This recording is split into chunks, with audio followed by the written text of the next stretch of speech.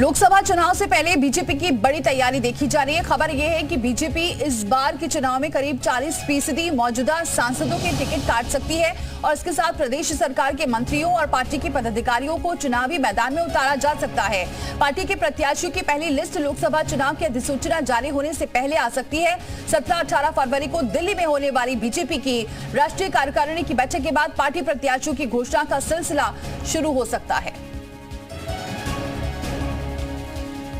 तो बीजेपी लगातार कवायद में जुटी हुई है और बताया ये जा रहा है कि जो 75 साल के ऊपर हैं ऐसे सांसदों का टिकट काटा जा सकता है। कई लोगों को इस बार मंत्रियों को भी मैदान में उतारने की पूरी तैयारी की जा रही है। हालांकि जो लिस्ट है अब पहली प्रत्याशियों की जो लिस्ट है बहुत जल्द 17 या 18 फरवरी तक आ सकती है। विशाल हमारे साथ जुड़ चुके हैं इस खबर पर। विशाल, और क्या जानकारी है इस पूरे मामले में, क्योंकि बीजेपी लगातार कवायद कर रही है, रणनीतियां बना रही है और नई नई रणनीति दिन ब दिन सामने भी आ रही है।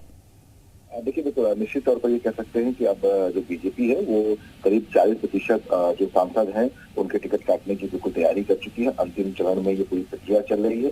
माना जा रहा है कि जो पहली सूची है वो 17-18 फरवरी की राष्ट्रीय कार्यकारिणी की बैठक के बाद कभी भी जारी की जा सकती है। मतलब सांसद की किसी महीने जो पहली सूची है वो जारी की जा सकती है। तमाम यूपी सरकार के जो मंत्री हैं वो चुनावी मैदान में उतरेंगे। इस बारे में भी संकेत मिलना शुरू हो चुके हैं और चूंकि लगातार जो सहयोगी दल है उनके गठबंधन की जो स्थिति है वो बिल्कुल साफ होती नजर आ रही है, जिसके बाद अब बीजेपी उत्तर प्रदेश में लोकसभा चुनाव के लिहाज से प्रत्याशियों के चयन की प्रक्रिया अंतिम दौर में कर चुकी है और ये माना जा रहा है कि 20 फरवरी के बाद कभी भी जो सूची है उसको जारी करने की प्रक्रिया शुरू हो जाएगी और पहले चरण में करीब 16 से 20 सीटें रहेंगी। इसके बाद अगले चरण में 20 सीटें रहेंगी और इस हिसाब से जो पूरे प्रत्याशी चरण की जो पूरी प्रक्रिया कंप्लीट होने के बाद जो सूची है वो लोकसभा वार जो है वो जारी करना शुरू कर दी जाएगी।